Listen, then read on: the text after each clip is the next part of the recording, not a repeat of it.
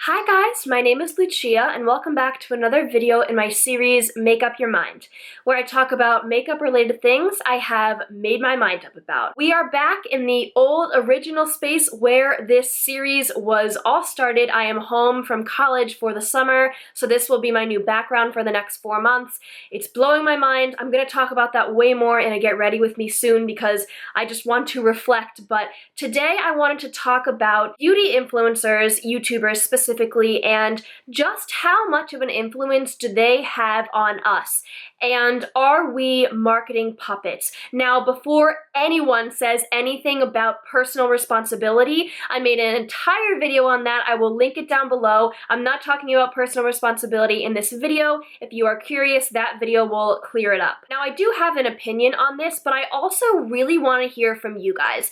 This is more of a discussion topic because I'm going to weigh both sides of the argument. I definitely am somewhere really in the middle, and I want to hear, are you on one side, are you on the other? This whole idea stemmed from a video Jessica Braun did a couple weeks ago. She made a video called Makeup I Would Own If YouTube Didn't Exist. Basically, the criteria for that video, of course I will link it down below, you guys should check it out. The criteria for that video was she picked makeup in her collection that she was not sent, she had never heard talked about on YouTube, makeup that she went out to the store, picked up herself, and bought that had no influence from YouTube whatsoever. I thought this was really cool. So I went to my collection and I said, how many products do I have if I were to film this video? How many non-YouTube influence products that I bought with my own money do I have? Guess how many I had?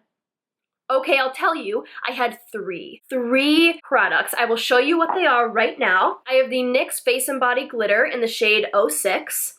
I wanted this for costume and Halloween purposes. I have the NYX Single Shadow in the shade Whipped Cream. I wanted this for Halloween as a white base to put over cream white bases. And I have the Revlon Balm Stain in the shade 01 Honey. Now, I did look up this color on YouTube or on the internet, but I don't own this because of YouTube. My friend Sabine had passed down one of these to me and I loved the formula, but I didn't like the color she gave me, so I got rid of that and I picked the color that I liked the most. And that is it, folks. That is the stuff in my collection that I did not get sent, I never saw on YouTube. So here's what I want to talk about, and as I said, there are two sides to this, and I think they are both incredibly valid. The negative side is that there are so many products that I know about just because of YouTube, and I would have never ever purchased if it wasn't for YouTube. I grabbed 3 examples. Obviously, I have way more than 3 examples if I only have 3 things in my collection that I picked out on my own, but these stood out to me as things that I definitely never would have got if it wasn't for YouTube.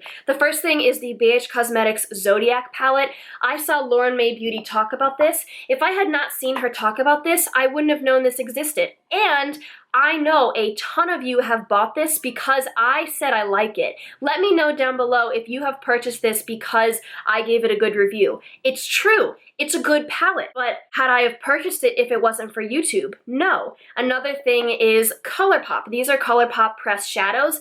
I never would have heard of the brand ColourPop if it wasn't for Kathleen Lights. Also, the Modern Renaissance palette. This wouldn't have even been popular if it wasn't for YouTube. YouTube is the reason this was so crazed and raved about and all that stuff. So what I'm trying to get at is the downside to this is there are so many people like myself who have struggled with makeup addiction. Again, if you missed that video on my story with that, I will link it down below. So many people who experience FOMO and have purchased things because they see it on the internet. I really challenge you, look at your collection and think about, would I have known about this in my life if YouTube didn't exist, if the internet wasn't a thing yet? Would I have even known this brand existed? It's a really crazy, eye-opening thing to think about. And I could sit here and say, oh, YouTube is bad, influencers are bad, blah, blah, blah, but it's just not true, because the plus side to this is a ton of the products that I have in my collection, I don't own because I saw it on YouTube and I thought, oh, I need to buy this.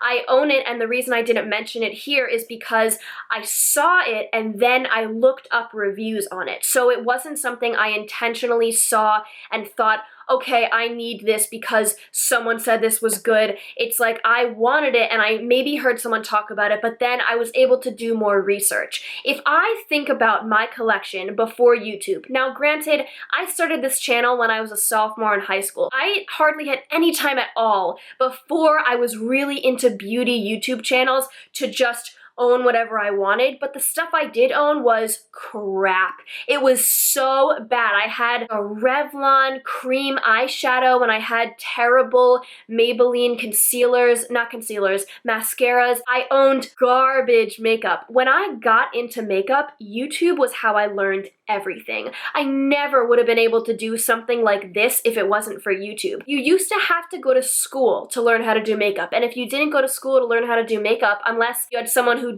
knew everything and taught you, you probably weren't going to be that good at it. You were going to get around and you could play around with it, but these techniques, these tricks, we have learned through YouTube. I would argue that if YouTube wasn't a thing, I don't know if my passion for makeup would have been able to go anywhere, because I was super excited about makeup and I wanted to try it out, but if YouTube didn't exist, then I never would have actually improved. I never would have gone forward. It would have been this thing that excited me that I thought, oh, this is cool, and then I never really would have learned and I probably would have fizzled out. That makes me sad because makeup is so important to me. It's a form of self-expression. And so my question to you is, are we too influenced by influencers? Where do you stand on this line? Are you on the end of, yes, I wish YouTube didn't exist because I have a shopping addiction, it's because of YouTube? Or are you on the end of, no, this has allowed me to turn a hobby into something that is a community? Because it's true, we are a community. We have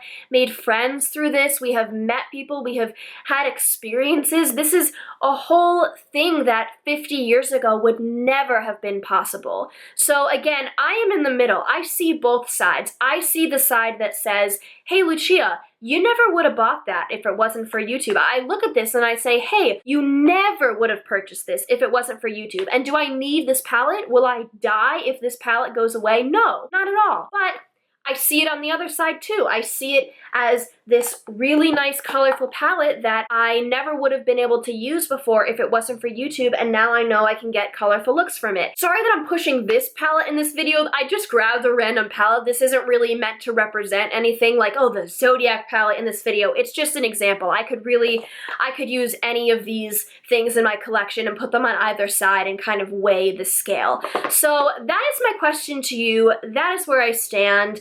It's very, very interesting to think about. And I think that even if you don't have an opinion on this, even if you're just like me and you're kind of completely down the middle, it's important to acknowledge how influenced we are by YouTubers. It's important to at least say, hey, you don't have to change anything in your life. Nothing has to be different, but yes, you are influenced. When someone says they like something, something in you sparks and you go, ooh, maybe I would like that. It's not necessarily bad. Some of your favorite products are probably from YouTube. I know all of my favorite products are stuff I heard about on YouTube. That's the reality of it. This is really how I've learned everything about makeup. So I'm gonna stop rambling. I'm gonna go. I can't wait to hear what you guys think. I am really curious. Thank you so much for watching. Please give this video a thumbs up and subscribe. I will link my Make Up Your Mind playlist down below if you have missed any videos, and I will see you guys very soon. Bye!